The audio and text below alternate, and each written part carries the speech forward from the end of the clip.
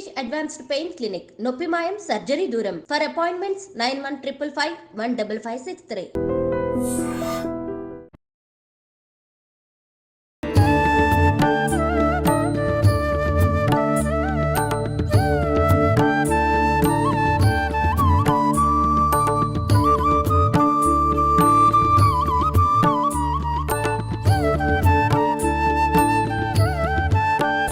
నమస్కారం, welcome to I dream. మన సంస్కృతి కార్యక్రమానికి స్వాగతం. నేను మీ విజిత.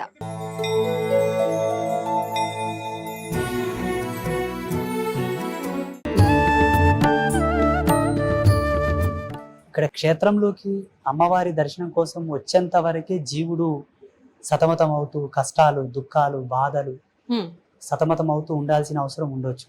ఇక్కడ వచ్చిపోయిన తర్వాత వాళ్ళకి ఆ బెడద ఉండదు. వచ్చే వాళ్ళే పుణ్యాత్ముని అంతే. ఒకవేళ కాలం వాళ్ళని ఇంకా ఏ పాలే ఇబ్బందులు పెట్టాలి, కర్మలు వాళ్ళని ఇక్కడ వరకు రానియకపోవచ్చు, వాళ్ళ దృష్టికి వీడియోస్ పడకపోవచ్చు, యూట్యూబ్ లో వాళ్ళకు నోటిఫికేషన్ రాకపోవచ్చు. వచ్చింది, చూసాము, విన్నాము అంటే నీ జన్మ పావనం కావడానికే భగవంతుడు నీకు అది చూపించాడు. వచ్చి అమ్మ దర్శనం చేసుకొని పోండి. ఇక్కడ ఏ రిస్ట్రిక్షన్స్ ఉండవు, ఏ బలవంతం ఉండదు. అమ్మవారిని చక్కగా సేవించుకోవచ్చు. సేవాభావంతో కూడా మీ సేవను వెల్లడించవచ్చు. ఇక్కడ ఇది అఖండ జ్యోతి. ఇక్కడ ఒకటి ఉంటుంది. గర్భాలయంలో 9 ఉంటాయి. ఇది మహాకాళి స్వరూపం. దశ మహావిద్యలో మొదటి విద్య మహాకాళి. ఇక్కడ ఒక అఖండ జ్యోతి ఉంటుంది. గర్భాలయంలో 9 ఉంటాయి. ఇక్కడేమో విజయ చాముండేశ్వరి మాత క్షేత్రపాలిని. ప్రతి పుణ్యక్షేత్రంలో ఒక క్షేత్రపాలకుడు ఉంటాడు. అంటే ఎక్కడైనా మనకు క్షేత్రపాలకులు అనంటే గ్రామ దేవతలే ఉంటారా, లేదంటే వాహనాలు అలా ఉంటాయంటారు కదా, భగవంతుడికి సంబంధించిన వాహనాలు అలా ఏం కాదా? లేదు, గ్రామ దేవతలని కాదు. మనకు శివుని ఆలయాలకు క్షేత్రపాలకుడిగా కాలభైరవ స్వామి, చండేశ్వరుడు, ఇకపోతే హనుమంతుడు కూడా ఉంటుంటాడు కొన్ని దేవాలయాల్లో. వైష్ణవాలయాలకు చాలా వరకు హనుమంతుడు, గరుత్మంతుడు, ఇంకా కొంతమంది ప్రసిద్ధాత్మకమైన దేవాలయాల్లో దేవుళ్ళు ఉంటారు.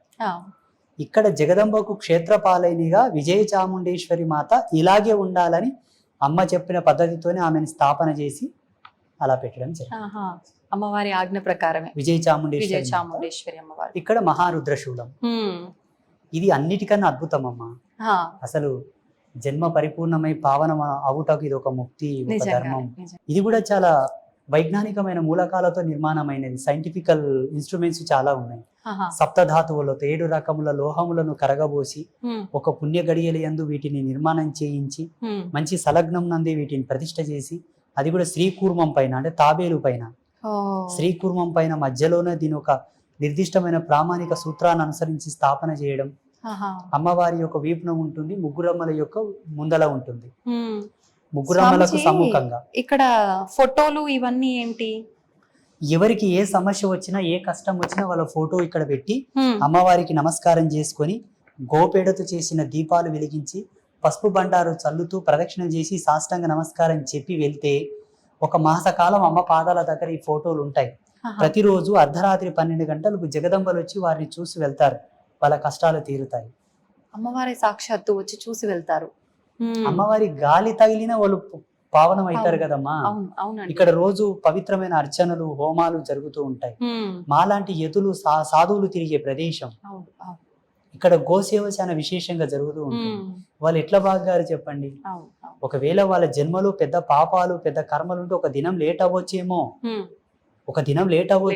కానీ ముక్తిని పొందట తథ్యం. అంటే వ్యక్తిగతంగా ఎవరికి వారికి ఇబ్బంది ఉన్న వాళ్ళ ఫోటోలైనా, బిజినెస్ పరంగా అలాంటివి ఏమన్నా ఉన్నా కూడా, ఆరోగ్య సమస్యలు, ఆర్థిక సమస్యలు, వీసా ప్రాసెసింగ్ లో ఏమైనా ఇబ్బంది ఉన్నా, కళ్యాణ సమస్యలున్నా, సంతాన సాఫల్యతకు సంబంధించింది, కోర్టు కేసులున్నా, ఆస్తి తగాదాలున్నా, అన్ని మానవాళికి సంబంధించిన అన్ని సమస్యలకు పరిష్కారం.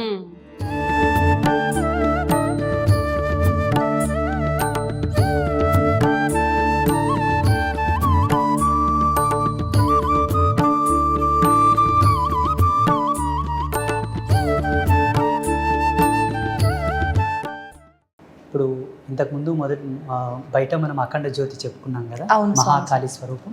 ఇక్కడ 9 అఖండ జ్యోతులు ఉంటాయి. అక్కడ ఒక అఖండ జ్యోతి, ఇక్కడ 9, మొత్తం 10. దశమహావిద్యలు లైవ్లో ఉంటారు ఇక్కడ. ఒక విగ్రహం రూపంలో లేకపోతే ఒక యంత్ర రూపంలో కాకుండా లైవ్లో వాళ్ళు వెలుగుతూ లోకానికి వెలుగునిస్తున్నారు ఇక్కడ నుంచి. అంటే ఒకే ప్రమిదలో మనం 9 దీపాలు వెలిగించాలా స్వామిజీ? ఒకవేళ ఆ ఒత్తి చిన్నగా దగ్గరికి అయిపోతూ ఉంటే పక్కన ఇంకొక ఒత్తి 3 వెత్తులు కలిపి ఒక ఒత్తిగా చేసి పక్కన వెలిగించి ఈ ఒత్తిని లోపలికి వదిలేస్తూ ఉంటాం.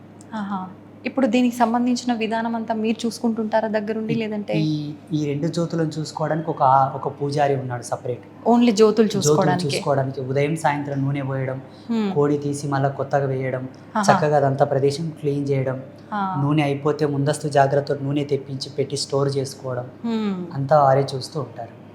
వారికి నెల నెల వారికి సరిపడా జీతభత్యం ఇస్తూ ఉంటారు. ఇక్కడ జగత్ కళ్యాణకర్తలైనటువంటి ముగ్గురమ్మలు, ఈ బ్రహ్మాండానికి మూలం ఈ ముగ్గురే తల్లి. స్వామీజీ, నాదొక డౌటు. ఇప్పుడు అమ్మవారి శరీర భాగం అంతా ఒకలాగా, తలలు మాత్రం ముఖాలు 3 ఉన్నాయి. నేను ఎప్పుడు చూడలేదు ఇలా, ఎందుకని ఇలా? మధ్యలో ఉన్నమ్మ మహాకాళి, నల్ల ముఖంతో. అవునండి. ఇక్కడ పసుపు వర్ణంతో ఉన్నమ్మ వారు లక్ష్మి, ఎరుపు వర్ణంతో ఉన్నమ్మ వారు సరస్వతి. ఆ జగదంబలు ముగ్గురుగా ఉండి ఒకే బాడీతో ఉంటారు. వాళ్ళకు స్తనములు కూడా 2 ఉంటాయి. ఒక స్త్రీమూర్తికి 2 స్తనములు ఎలాగో వాళ్ళకి 2 స్తనములు ఉంటాయి. 2 స్తనములు ఏకనాభితో, అంటే ఒకే బొడ్డు 2 స్తనములతో ఉన్న తల్లులు ఈ ముగ్గురు ఒకే శరీరంలో ఉండుట ఇది ఫస్ట్ పుణ్యక్షేత్రం. అవును, ప్రపంచవ్యాప్తంగా ఇదే మొదటి పుణ్యక్షేత్రం. ఇది ఇప్పుడు మీకు ఇది కూడా అమ్మవారి ఆజ్ఞ ప్రకారమేనా ఇలా? నేను సంవత్సరం పాటు తపస్సులో కూర్చున్నాను ధ్యానంలో. అసలు ఋషి పరంపర ఎలా ఉంటుందమ్మా? ఋషి ఒక వ్యక్తి చెక్కిన శిలలకు పూజలు చేయడు. ఋషి జటాజూటముతో ఉండే ఋషి ఆయన స్వయంగా తపస్సుతో దర్శించి తాను నిర్మాణ శైలితో పూజలు చేస్తాడు, తపస్సు చేస్తాడు. అట్లా పరశురాముడు, జమదగ్ని, వశిష్ఠుడు స్థాపించిన లింగాలు చాలా ఉన్నాయి ప్రపంచంలో. అలా జగదంబను నా జ్ఞానాత్మకంగా భావాత్మకంగా నేను ధ్యానంలో దర్శించాను. ఇలా 52 రకాల మన్నులు 52 రకాల మన్నులు 52 రకాల ప్లేసెస్ నుంచి తీసుకురావాలి. ఎక్కడెక్కడి నుంచి స్వామిజీ? మనకు 12 జ్యోతిర్లింగాల నుంచి తెచ్చాము, 18 శక్తిపీఠాల నుంచి తెచ్చాము, 7 జీవనదుల నుంచి తెచ్చాము, 3 రకాల పుట్టమన్నులు, 3 రకాల వర్ణములలో ఉండే నేలలలోని పుట్టమన్ను, గోవు ప్రసవించిన స్థలము మన్ను. అక్కడ విజయ చాముండేశ్వరి మాతకు ఏమో దక్షిణాభిముఖంగా ప్రయాణిస్తున్న నాగుపాము జాడల మన్ను, ఈ ముగ్గురమ్మలకేమో ఉత్తరాభిముఖంగా ప్రయాణిస్తున్న నాగుపాము జాడల మన్ను. అలాగే తులసి కోట దగ్గరి మన్ను, కొన్ని సంవత్సరాల ఆయుష్తో ఉన్న మర్రి చెట్టు దగ్గర మన్ను, రావి చెట్టు దగ్గర మన్ను, ఆగమశాస్త్ర పండితుల వాకిలి మన్ను, నెమలి గుడ్లు పెట్టిన స్థలము మన్ను. ఇట్లా రకరకాలుగా 52 రకాల మన్నులను ఒకే ముహూర్తంలో తీసుకురావాలి. వామ్మో, ఎలా సాధ్యపడుతుంది ఇదంతా? జగదంబ తన దూతలను పంపించి తెప్పించింది. నేనైతే చేయలేదు. నేను నిమిత్త మాత్రుని, మానవుని. మీలో సామాజిక జ్ఞానం ఉంది, నాలో ఆధ్యాత్మిక జ్ఞానం ఉంది. అది నేను తపస్సు చేశాను కాబట్టి. The concept is very powerful and very different in the world. అవును అవును. ఆధ్యాత్మిక వారసత్వ సంపదలోనే ఇది ఒక విచిత్రం, నిజంగానే విచిత్రం. నేను అంటే ఇలా ఈ 52 రకాల మన్నులను ఒక చేత పోగు చేసి వాటన్నిటిని సప్త జీవనది జలాలతో కలిపి అందులో గోపేడ పంచగవ్యములు వేసి వాటన్నిటిని మంచిగా లేపనం చేసి క్రమబద్ధీకరించి అమ్మవారిని స్థాపిస్తూ ఉంటే పీఠం కింద షడాధార ప్రతిష్ఠ ఉంటుంది. షడాధార ప్రతిష్ఠ అంటే అది ఒక ఆగమ శాస్త్ర పద్ధతిలో మనలో 6 చక్రాలు ఉంటాయి కదమ్మా. మన దేహం యొక్క నిర్మాణ శైలిని అనుసరించి షడాధార ప్రతిష్ఠ అంటే ఒక్కొక్క కుంభం, నపుంసక శిల మీద ఒక పద్మం మీద ఒక కుంభం, ఆ కుంభంలో కొన్ని యంత్రాలు, కొన్ని మణులు, మాణిక్యాలు, కొన్ని యంత్రాలు, అట్లా 7 కుంభముల మీద యోగనాళి మీద అమ్మవారు కూర్చొని ఉన్నది ఇప్పుడు. అట్లా అమ్మవారిని ఆ మట్టి చేత నిర్మాణం చేస్తూ ఉంటే 1 గంట 45 నిమిషాలు కనురెప్ప కొట్టకుండా అట్లా నిర్మాణం చేయాలి. కనురెప్ప కొట్టావా దైవత్వం వెళ్ళిపోతుంది. It's very depth signalisation system ఇది. ఇది ఒక విద్వత్తుతో కూడుకున్నటువంటి సిగ్నలైజేషన్ సిస్టమ్ ఇది. ఆ కనెక్షన్స్ ఉండాలని, ఇక్కడ దైవత్వం ఉండాలని. 1 గంట 45 నిమిషాలు అంటే ఒక ప్రామాణికమైన ముహూర్త సమయం అది, దైవ ముహూర్త సమయం అది. ఆ సమయం నందు ముగ్గురమ్మలు రెడీ చేశారు మొత్తం పుట్టమన్ని, అంత మన్నుతోటే టోటల్.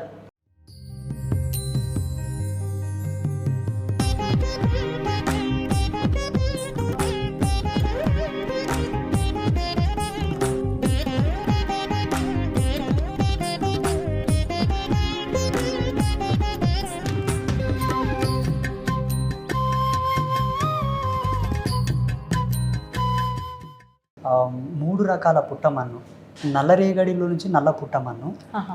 తెల్ల నేలల నుంచి తెల్ల పుట్టమన్ను, ఎర్రటి నేలల నుంచి ఎర్ర పుట్టమన్ను అన్నీ తెచ్చి ఇక్కడ అమ్మవార్లను స్థాపన చేసిన తర్వాత అమ్మవారు ఒక దివ్యమైన వాణి వినిపించింది. ఏంటి? శుద్ధ స్ఫటిక శ్రీచక్రము 5 కిలోల శ్రీచక్రము కాశీ మహానగరం నుంచి తీసుకురండి అని చెప్పింది. ఈ శ్రీచక్రం అదే. ఈ శ్రీచక్రం, ఈ శివలింగం కూడా అక్కడి నుంచే తీసుకొచ్చాము. ఈ సాలగ్రామాలు కూడా అక్కడి నుంచే తీసుకొచ్చాము, కాశీనగరం నుంచి. గురుగారు, ఇప్పుడు ఇవి నాలుగు రకాలుగా ఉన్నాయి కదా, ఏది ఏది అనుకోవాలి? స్ఫటిక సాలగ్రామం ఇవి నాలుగు వర్ణాలతో ఉండడానికి కూడా అమ్మవారి యొక్క పారదర్శకమైన సూత్రం ఉన్నది. అందులో చతుర్వేద స్వరూపకంగా 4 వర్ణాలతో ఉన్నాయి. 4 వేదాలకు 4 సాలగ్రామాలు తీసుకొచ్చాము. ఇంకపోతే ఈ జగదంబలు ముగ్గురు అమ్మవాళ్ళు, మహాకాళి, మహాలక్ష్మి, మహాసరస్వతి అమ్మవార్ల మీద పాము పడగలు ఉంటాయి. మనకు చూడండి, ఒక దేవత మీద పాము పడగ ఉందంటే అది కుండలిని స్వరూపం. అవ్యాజమైన, అచింత్యమైనటువంటి, సహజ సిద్ధమైన, ప్రాకృతిక కళలతో విరాజిల్లేటటువంటి ధర్మానికి, కుండలినికి ప్రతీక సర్పం అది. కానీ మన సనాతన ధర్మంలో సరస్వతి మాతకు సర్పం ఉన్నట్లు ఎక్కడా లేదు. ఎందుకంటే ఆమెనే ఒక విఘ్నదేవత, ఒక విజ్ఞాన దేవత, ఆమెనే ఒక కుండలిని ప్రమోదం, ఆమెనే ఒక దార్శనికత. కానీ ఇక్కడ జగన్మాత సర్పాన్ని తన పైన ఉంచమని చెప్పింది, మేము ఉంచాము. ఇంకొక మిస్టరీ ఏంటంటే సరస్వతి మాత ఎప్పుడే కానీ శుక్లవర్ణంతో ఉంటుంది, తెల్లగా ఉంటుంది. ఇక్కడ ఎర్రగా ఉంది అమ్మవారు. ఎందుకనండి? ఆమె కోరింది. ఆమె కోరడం వల్ల ఆ వర్ణం ఆమెకి ఇచ్చారు, అమ్మవారి కోరిక మేరకే. ఇవి మత్స్య కుండలములు. మత్స్యం అంటే చేప. చేప పరిపూర్ణమైన విద్వత్తుకు, విజ్ఞానానికి, పూర్ణ సంపదకు, ఎదుగుదలకు ఆ జగదంబ యొక్క అలంకార భూషణములుగా ఉండటయే కాక వచ్చే భక్తులు ఈ మత్స్యముల దర్శనం చేసుకుంటే కూడా వాళ్ళకి ఆ సంపద, జ్ఞానము, ఆ పుణ్యం, పురుషార్థం సిద్ధిస్తాయని ముగ్గురు అమ్మలు కాబట్టి 6 మత్స్య కుండలములు పెట్టారు. మరి ఆ మంగళసూత్రాలు 6? ఈ మంగళసూత్రములు కూడా ఒక్కొక్క తల్లికి 2 చొప్పున 6 మంగళసూత్రములు, ముగ్గురు అమ్మలకు 3 రొంట్ల 6 మంగళసూత్రములు. హైదరాబాద్ మహానగర వాస్తవ్యులైనటువంటి భారతి మేడం గారు ఆ మంగళసూత్రాలు చేయించారు. గురుగారు, ఇవన్నీ బంగారు ఆభరణాలు కదా, అంటే ఎప్పుడు ఇలానే ఉంటుంటాయా ప్రతి నిత్యము? మరి ఇప్పుడు మనకు దారిన నడుచుకుంటూ పోయే వాళ్ళకే భద్రత లేదు, ఇంట్లో లాకర్లలో పెట్టిన భద్రత లేదు, అమ్మవారి ఆలయాల పైన కూడా దోపిడీలు జరిగాయి. మరి అమ్మవారి నగల విషయంలో ఇది ఒక అద్భుతము, మా అదృష్టము. వాస్తవం చెప్పాలంటే 2011వ సంవత్సరం నుంచి ఇప్పటి వరకు గర్భాలయానికి తాళం వేయలేదు. వేయకూడదని చెప్పింది ఆమె. వేయకూడదు అని చెప్పింది, మేమైతే తాళం వేయలేదు. వాస్తవంగా ఈ ఆభూషణములన్నీ కూడా సువర్ణముతో చేయించినవే. మేలిమి జాతి బంగారాన్ని సువర్ణం అంటారు. సువర్ణము అంటే కల్తీ లేకుండా 24 క్యారెట్ గోల్డ్ తో చేయించినవే. ఎవరైనా భక్తులు వచ్చి, గురూజీ మేము ఏమైనా సేవ చేసుకుంటామంటే ఈ పలానా ఆభూషణం తెచ్చి నాన్న అంటే తెచ్చిచ్చారు, మేము అమ్మకు తొడిగాము. అన్ని దాతలు ఇచ్చినవే. ఆభరణం తొడిగేటప్పుడు వాళ్ళ గోత్రనామాలు స్మరిస్తాం. ఓకే గురుగారు, అక్కడ ఉన్నవారెవరు? అమ్మవారి యొక్క ఉత్సవమూర్తి. ఈ ముగ్గురమ్మల యొక్క ప్రాణశక్తి అనుకోండి. ఏమన్నా పల్లకి సేవ చేసినా, రథోత్సవం చేసినా, శయనోత్సవం చేసినా, అమ్మవారిని ఊంజాల్ సేవ చేసినా ఆ ఉత్సవమూర్తితో చేస్తారు. అట్లా. ఓకే గురుగారు, నాకు ఒక డౌట్. ఇప్పుడు అమ్మవారు అనగానే ఇప్పుడు ఏ అమ్మవారి పేరుతో అయితే ఉన్నారో ఆమెకు సంబంధించిన సేవలు, ఉత్సవాలు, ఊరేగింపులు, పూజలు ఏమున్నాయో అవి చేస్తారు. మరి ఇక్కడ చూస్తే అంటే శరీరం అంతా ఒకటైనా ముగ్గురు రూపాలు కనిపిస్తున్నారు కదా, ఎటువంటి పూజలు జరుగుతుంటాయి? ప్రత్యేకమైన పూజలు ఏమైనా జరుగుతుంటాయా? ముగ్గురమ్మల సంయుక్తమైనటువంటి సాధన ఒకటి ఉంటుంది. ఆ ముగ్గురమ్మలు ఎక్కడ కలుస్తారో ఆ మంత్ర రాజ్యం చేత అమ్మవారికి పూజలు చేస్తూ ఉంటారు. అది చండీ నవారణ మంత్రం అంటారు. ఆ నవారణ మంత్రంలోని ముగ్గురు ఉంటారు. అలాగే జగదంబ యొక్క అనుష్ఠాన విధి ఒకటి ఉంటుంది. అదే అనుష్ఠాన విధితో ఇక్కడ అర్చనలు, హోమాదులు జరుగుతూ ఉంటాయి. ఆలయంలో గర్భగుడిలోకి వచ్చినాక ప్రత్యేకించి ఎటు చూసినా కూడా అద్దాలు, అంటే మొత్తం ఒక 6 అద్దాలు అయితే కనిపిస్తున్నాయి. ఎందుకని ఇలా పెట్టారు? అంటే ఈ అద్దాలంటే కేవలము మన శాస్త్రీయమైనటువంటి ధర్మాన్ని అనుసరించి పెట్టడం జరిగింది. ఇక్కడ అమ్మవారికి అభిషేకం చేస్తారు ఉత్సవమూర్తికి.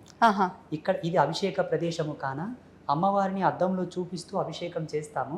తన బింబాకృతిని తానే చూస్తూ తను స్నానం ఆచరిస్తున్నట్టుగా, తనను తాను చూస్తూ తనకి యొక్క ఉపచారములను కైంకర్యములను స్వీకరిస్తున్నట్టుగా ఇప్పుడు చూడండి మనం ఎన్నో బింబాలుగా కనిపిస్తున్నాం. అవునండి. అలా పోతనే ఉంది మన బింబాకృతి. అవును, అవును. అట్లా ఉభయ ధర్మాలను ఆమెకు వ్యక్తీకరిస్తూ ఉపచారము చేస్తున్నట్టుగా ఇక్కడ పెట్టి ఇది అభిషేక ప్రదేశము, అక్కడనేమో అమ్మవారికి అలంకార ప్రదేశము, ఆ వెనకాలనేమో అమ్మవారికి కొన్ని మంత్రాంగ తంత్రాంగ విజ్ఞాన స్తోత్రాలు వినిపించే ప్రదేశము, ఇక్కడనేమో అమ్మవారికి శయన ప్రదేశం. ఒక్కొక్క ప్రదేశంలో ఒక్కొక్క ఉత్సవం ఒక్కొక్క తంతు జరుగుతుంటది కాబట్టి అట్లా ఇక్కడ అద్దం, అక్కడ అద్దం, అక్కడ అద్దం, అక్కడ అద్దం, ఇక్కడ అద్దం పెట్టాను జరిగింది. అద్భుతం అండి, నిజంగా చాలా చక్కగా ఉంది అమ్మవారు. కలగా లక్ష్మీదేవినే లక్ష్మీదేవి అంత కలగా ఉందని చెప్పాలనిపిస్తోంది. నిజంగా చాలా చక్కగా అమ్మవారు, నిజంగా వింత. ఇదొక ఈ శంఖ కలశం కూడా ఒక అద్భుతం అమ్మ. ఈ శంఖ కలశం ఉంది కదా, ఈ కలశం అనేది ఇప్పుడు మనకు దేవాలయాల్లో కొబ్బరికాయ పెడతారు, కలశాల మీద కొబ్బరికాయ పెట్టుంటారు. ఇక్కడ దక్షిణావృత శంఖ కలశం ఉంటుంది, బయటనేమో క్షేత్రపాలిని దగ్గర వామావృత శంఖ కలశం ఉంటుంది. ఈ దక్షిణావృత శంఖం సాక్షాత్తు లక్ష్మీ స్వరూపం. అందుకే గర్భాలయంలో రోజు ఆ నీళ్లు పారబోసి నూతన జలము నింపి అందులో పవిత్ర ద్రవ్యం వేసి చూడడానికి ఒక అబ్బాయి సపరేట్ పూజారి ఉంటారు దానికోసం. బయట కలశంకి ఒక అబ్బాయి సపరేట్ ఉన్నారు. అమ్మవారికి అలంకరణ అది చేయడానికి ఒక ఆచార్యులు ఉన్నారు. అర్చనకు హోమానికి ఒకరు ఉన్నారు. ప్రతిదానికి ఒకరొకరు ఉన్నారు. నేను ఇక్కడ ఉన్నా లేకున్నా వాళ్ళు చూస్తారు. గురుగారు, ఆలయ పై నిర్మాణం కూడా మనకు ఒక గోపురం చూసిన మాదిరిగా ఉంది. ఎందుకని ఇలా డిజైన్ చేశారు? పైన శ్రీచక్రము. మళ్ళీ ఆలయం యొక్క ధర్మాన్ని అనుసరించి ప్రతి దేవాలయంలో కూడా పిరమిడ్ టైప్ ఆఫ్ స్టెప్స్ ఉంటాయి. అవును. దేవాలయంలో ఉచ్చరించే మంత్రాల యొక్క చాంటింగ్, ఆ వైబ్రేషన్స్ కూడా ఒక విధమైన పారదర్శక సూత్రాన్ని అవలంబింపజేసుకొని ఆలయం అంతా ప్రసరించడానికి ఒక డ్రోమ్ పైన ఒక శ్రీచక్రాన్ని అమర్చారు. అవునండి. ఆ శ్రీచక్రం ఏంటంటే కింద ఇక్కడ మనకి ఇక్కడ కనబడుతుంది నేలలో. లైటింగ్ ఫోకస్ తక్కువ ఉంది కాబట్టి తక్కువ కనిపిస్తోంది. ఇక్కడ కూర్చొని అమ్మవారికి గవ్వల పూజ చేస్తారు ఈ శ్రీచక్రం పైన. అది పైనుంచి రిఫ్లెక్ట్ కావడానికి, ప్రతిబింబం పడడానికి పైన అమర్చారు. ఇక్కడ గవ్వల పూజ చేస్తారు. ఇప్పుడు ఇది కూడా అమ్మవారి ఆజ్ఞనా, మీరు అనిపించి ఇలా నిర్మించారా? నా మతిలోకి ఒక ఆలోచన వస్తుంది అంటే ఆ తల్లి యొక్క సిగ్నలే. ఆమెనే తెప్పిస్తుంది, ఒరే మూర్ఖుడా ఇది చేయరా అని నాకు చెప్తుంది, చేస్తాం.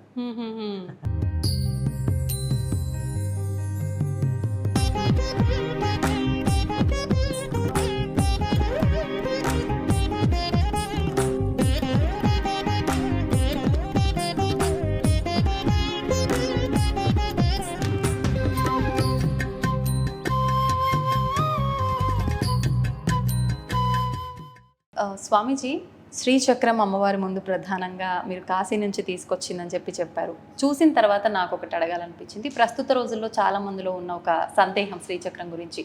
శ్రీచక్రం ఇంట్లో పెట్టవచ్చా? పెడితే యంత్ర రూపంలో పెట్టాలా, ఇలా పెట్టాలా? నిజంగా పెడితే కనుక నియమాలు ఎక్కువగా పాటించాలా? రకరకాల సందేహాలు ఉన్నాయండి, దాని గురించి తెలియజేయండి. ఇంట్లో శ్రీచక్రాన్ని ఉంచుకోవచ్చు, అది శాస్త్ర సమ్మతమైన విషయం.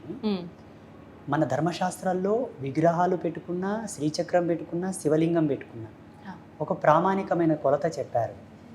యజమాని వేళ్ళు ఇక్కడ నుంచి ఇక్కడ వరకు ఏ సైజు ఉన్నాయో ఆ సైజు మాత్రం పెట్టుకోవాలి. యజమాని 5 వేళ్లలో ఏ సైజు వేలుకున్న ప్రామాణికతను అనుసరించి లింగాలు కానీ, శ్రీచక్రములు కానీ, దేవతా విగ్రహములు కానీ పెట్టుకొనవచ్చు. మరి ఇప్పుడు 5 అన్నారు కదా, 5 వేలు అంటే ప్రత్యేకించి ఏ సరే మీ యొక్క స్తోమతిని అనుసరించి అన్ని వేళలు ఏ ఒక వేలి సైజుతోనైనా పెట్టుకోవచ్చు. పాయింట్ ఏంటంటే దేవతా విగ్రహాలు లోపల ఓళ్ళుండి బొల్లున్న విగ్రహాలు పెట్టుకోవద్దు. గట్టిగా ఫిల్ అంటే మొత్తం నిండుగా ఉన్న విగ్రహాలు పెట్టుకోండి, అది శాస్త్ర మర్యాద. శ్రీచక్రం కూడా లోపల మొత్తం ఓళ్ళు ఉంటుంది, బయట నుంచే పిరమిడ్ లాగా ఉంటుంది, లోపల ఓళ్ళు ఉంటుంది. అటువంటి శ్రీచక్రం పెట్టుకొనవద్దు. రెండవది, స్ఫటిక శివలింగమునకు, స్ఫటిక స్త్రీ యంత్రమునకు గృహస్థులు పూజ చేయకూడదు. అవి యతులు, సన్యాసులు, తాపసులు చేసేటటువంటి శ్రీచక్రములు, శివలింగములు. గృహస్థులు లోహ శ్రీచక్రములను, లోహపు శివలింగములను, అలాగే పాలరాయి శ్రీచక్రము, పాలరాయి శివలింగమును పూజించుకొనవచ్చు. వెండి కానీ, బంగారు కానీ, లేకపోతే నల్లరాతి శివలింగం, నల్లరాతి శ్రీచక్రమును పూజించుకోవచ్చు. ఇది ఆమోదం, లిస్ట్లో పెట్టుకోండి. ఇంకొక విషయం ఏంటంటే నీళ్లు లేని శివలింగం ఇంట్లో ఉండకూడదు. నీళ్లు లేని శివలింగం ఉండకూడదు, కుంకుమ లేని శ్రీచక్రం ఉండకూడదు. ఆహా. చిన్నపాటి శ్రీచక్రం ఉన్నా కుంకుమతో నిండి ఉండాలి, అది ప్రసన్నత. ఓకే. చిన్నపాటి శివలింగం ఉన్నా పైన నీళ్ళ డ్రాప్ పడుతూ ఉండాలి. ఒకవేళ నీళ్ళ డ్రాప్ పడేటటువంటి యోగ్యత లేకపోయినా బిల్వదళం అన్నా అక్కడ ఉంచాలి. బిల్వదళం ఉంచడానికి యోగ్యత లేకపోయినా అంత భస్మం అన్నా శివలింగం మీద ఉంచాలి. భస్మం గోపేడతో చేసిన గోపేడతో చేసిన బూడిదన ఉంచాలి. మంచి సుగంధభరితమైనటువంటి ప్యూర్ భస్మాన్న ఉంచాలి. అది భస్మం లేక నీళ్లు లేక శివలింగం ఉండకూడదు, కుంకుమ లేక పసుపు లేక శ్రీచక్రం ఉండకూడదు. శ్రీచక్రం వేయొచ్చు, శ్రీచక్రం మీద పసుపు కూడా వేయొచ్చు. అందరూ పూజించుకొనవచ్చు, అందరూ పుణ్యభాజనులై విరాజిల్లవచ్చు. శాస్త్రం ఎక్కడ కూడా ఎవరికి ఏ ఆంక్షలు పెట్టలేదు. ఈ మిడిమిడి జ్ఞానంతో కూడుకున్న పండితులు, ఈ పండిత శిఖామణులందరూ కూడా జనాలను భయభ్రాంతులకు గురి చేసి ఆధ్యాత్మిక వారసత్వం నుంచి దూరం చేయడానికి చేసినటువంటిది ఇదంతా. అలాగే రాగిరేకు శ్రీచక్రం కూడా పటము ఉంచుకొనవచ్చు. బీజమంత్రాలు లేని శ్రీచక్రం ఉంచుకోవలే. బీజమంత్రాలు అందులో మంత్రయుక్తమైన శ్రీచక్రములు ఇళ్లలో ఉంచుకోవద్దు. ఎందుకంటే అంతటి శుచిశుభ్రతలతో మడి పద్ధతితో మీరు ఉండరు కాబట్టి. అందుకు సంపుటీకరణతో కూడుకున్న నవావరణ పూజ, సంపుటీకరణతో కూడుకున్నటువంటి పూర్ణ పూజ శ్రీచక్రమునకు మీరు చేయరు కాబట్టి అనుష్ఠాన విధిని అనుసరించి నార్మల్ శ్రీచక్రములు దొరుకుతాయి. అవి తెచ్చి యోగ్యులైన గురువులు అనగా శ్రీ విద్య సాధనలో ఉత్తీర్ణులైనటువంటి గురువుల చేతకు తీసుకెళ్ళి వాళ్ళ చేతికిచ్చి వాళ్ళు సంకల్పం చేసి ఇచ్చిన శ్రీచక్రములు తెచ్చి పూజలో ఉంచుకొనవచ్చు. మీరు స్వతంత్రంగా మార్కెట్లో దొరికిన శ్రీచక్రములు తెచ్చి పెట్టుకోకూడదు. ఇప్పుడు శ్రీచక్రం అనగానే ప్రతినిత్యము కుంకుమార్చన చేస్తూ ఉండాలా? ప్రత్యేకించి ఎటువంటి విధానం ఉంటుందంట? ఏం పర్వాలేదు. పౌర్ణానికో అమావాస్యకో నీళ్లతో పాలతో గంధముతో పసుపుతో కడగండి. చక్కగా మీకు వచ్చిన అష్టోత్తరాలతో శ్రీ సూక్తంతో ఖడ్గనామావళితో లలితా సహస్రనామంతో కుంకుమార్చన చేసుకోండి. ఒక కాన్సెప్ట్ పెట్టుకోండి, అమ్మా నాకు ఉద్యోగరీత్యా వీలు పడదు, వ్యాపార రీత్యా వీలు పడదు, నెలలో 2 సార్లు నిన్ను పూజించుకోగలను, అర్చించుకోగలను. అమ్మా నేను గృహస్థురాలను అనగా నేను హౌస్ వైఫ్, నాకు ఏ బాధ్యత లేవు, నా భర్త సంపాదిస్తున్నాను, ఇంటి పాటనే ఉన్నాను కాబట్టి మంగళవారం శుక్రవారం నేను పూజించుకోగలను. లేదు అమ్మా ఇంకా నేను ఫ్రీగా ఉన్నాను, రోజు పూజించుకోగలను. మన యోగ్యత. అమ్మ ఏం చేయదు, తే అని అడగదు. మన వీలుని బట్టి ఒక యోగ్యుడైన గురువు చేత గనక మనం శ్రీచక్రాన్ని పొందితే ఆ యోగ్యుడి చేత మనం అధికారం, ప్రామాణికతను, ప్రమాణాన్ని తీసుకొని ఉంటాము. కాబట్టి ఆ యోగ్యుడు ఇక్కడ శ్రీచక్రానికి అర్చన చేస్తూ ఉంటే నీ ఇంట్లో శ్రీచక్రానికి అర్చన జరిగినట్టే లెక్క. నువ్వు చేయకపోయినా ఆ శ్రీచక్రంలో ఎనర్జీ యాక్టివేట్ అవుతూ ఉంటుంది. నీకు ఆ భయం అక్కర్లేదు. ఒకవేళ స్వతంత్రంగా శ్రీచక్రం కొనుక్కొని పెట్టుకుంటివా, కర్త కర్మ క్రియ నువ్వే కావాల్సి ఉంటుంది. ఇంకొకటి, ఆచార్యులు ఎవరైనా సద్బ్రాహ్మణుల చేత పూజలు పునస్కారాలు చేసి ప్రాణ ప్రతిష్ఠ చేసి పెట్టుకోవచ్చా? అట్టి ఆచార్యులు కూడా అంత సత్యపరాయణులై శ్రీ విద్య సాధనలో మెలకువలు తెలిసిన వాళ్ళై ఉంటే, ఇప్పుడు పురోహిత వర్గం కూడా ఏమి శుద్ధి చేస్తున్నారమ్మా? విగ్రహాలకు కనీస శుద్ధి చేయట్లేదు, యంత్రాలకు వాళ్ళేం శుద్ధి చేస్తారు? చూసుకోవాలి. నేను అబ్జర్వ్ చేస్తున్నాను, చాలామంది గుళ్ళు గోపురాలు కట్టేటప్పుడు ఆలయ ప్రతిష్టలు చేసే వీడియో లైవ్లో పెడుతున్నారు కదా, ఎలా తంతులు చేస్తున్నారు అని చూస్తూ ఉంటాను. జనాలకా సబ్జెక్టు తెలియదాయే, వీళ్ళేదో చేస్తుంటారు, వీళ్ళకి అర్థం కాదు కదా. అందుకే ప్రతి ఒక్క పర్సన్ స్పిరిచువల్గా డెవలప్ కావాలి, నాలెడ్జ్ పరంగా. అవునండి. ఆగమ శాస్త్రాలు చదవండి, ఉపోద్ఘాతమైన గ్రంథాలు చదవండి, కొన్ని ధర్మశాస్త్రాలు చదవండి. మీకు అర్థమవుతుంది ఆచార్యులు కరెక్ట్ చేస్తున్నారా లేదా. అప్పుడు ప్రశ్నించవచ్చు, ఏమయ్యా ఏమేస్తున్నావు అక్కడ? ఒక చిన్న ట్రిక్ చెప్పాను, మీకు సమయం ఉంది కదా. దేవతా విగ్రహ ప్రతిష్ఠ చేసేటప్పుడు మీరు ఇంతకుముందు ఒక వీడియోలో అడిగారు, వాస్తవంగా దేవుని తంతే కూడా ఏం చేయడం స్వామి, దేవిని కుదిపేసి తీసేస్తే కూడా ఏం చేయడం స్వామి అంటే, వాస్తవంగా నెగిటివ్ కాన్సెప్ట్తో గనక దేవుని తాకాలనిపోతే ఆటోమేటిక్గా విగ్రహమూర్తిలో కరెంట్ జనరేట్ అయ్యి షాక్ కొట్టేది. సద్భావనతో, పరిమళత్వంతో, ప్రేమతో, భక్తితో వెళ్తే ఆ విగ్రహంలో ఎనర్జీస్ డౌన్ అయిపోయి మనల్ని ఏం చేసేవి కావు. అలా టెక్నికల్గా స్థాపన చేసేవాళ్ళు దేవతా విగ్రహాలు. అంతటి పవర్ రావాలంటే దేవతా విగ్రహం కింద ప్యూర్ నవరత్నాలు, ప్యూర్ సప్తధాతువులు, పరిపూర్ణమైన హస్తముల చేత లిఖింపబడినటువంటి యంత్రరాజ్యము, ఒక్కొక్క యంత్రమునకు 1,000,000 జపాలు ధారబోయాలి, పవిత్రమైన వనస్పతులు, ఇలా నిక్షిప్తం చేయబడినదే దేవత ప్రతిష్ట. బయట విగ్రహాలు ఎట్లా స్థాపన చేస్తున్నారు ఆచార్యులు? కోటి రూపాయలు పెట్టి గుడి కడతారు, ప్లాస్టిక్ నవరత్నాలు తెచ్చేస్తారు అక్కడ. ప్లాస్టిక్ పంచలోహాలు వేయకుండా ఏం చేస్తారంటే స్టెయిన్లెస్ స్టీల్ కాయిన్స్ పోస్తారు, కుంభాలు కుంభాలు గుమరిస్తారు. సత్య సనాతన ధర్మం చెప్పింది ఏంటంటే పూజలో ప్లాస్టిక్ వాడకూడదు, రబ్బర్ వాడకూడదు, స్టెయిన్లెస్ స్టీల్ సామాన్లు వాడకూడదు, ఐరన్ మెటల్ వాడకూడదు, ఇక్కడ రాతి వెండి పాత్రలు కూడా వాడకూడదు. దేవతల యొక్క పాత పద్మముల చెంత దేవత మందిరం నందు దేవత యొక్క స్థానంలో దేవత యొక్క ఆభూషణంలో 3 లోహాలు చెప్పారు: బంగారు, వెండి, రాగి. అక్కడ ఆచమన పాత్రలు, జలపాత్రలు, హారతి పళ్ళెము, హారతి స్పూన్, కంచువి వాడవచ్చు, శ్రేష్టమైన కంచు ధాతువుతో చేసినవి. ఇవి ఆమోదం. ఇవి ఇంట్లో కూడా ఇవే వర్తిస్తాయి. ఇంట్లో కూడా పూజా మందిరంలో ఇవే ఉండాలి, ఇవి మినహా వేరే ఉండకూడదు.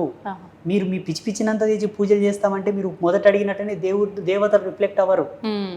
నువ్వు నెత్తి బాదుకొని కొయ్యో ముర్రో అన్న దేవతలు పలకరు. స్వామీజీ, ఇప్పుడు మీరు చెప్పినట్టు ఇక్కడ మీరు చెప్పిన లోహాలకు సంబంధించినవి మాత్రమే ఉన్నాయి, ఎక్కడ ప్లాస్టిక్ కానీ స్టీల్ కానీ కనిపించట్లేదు.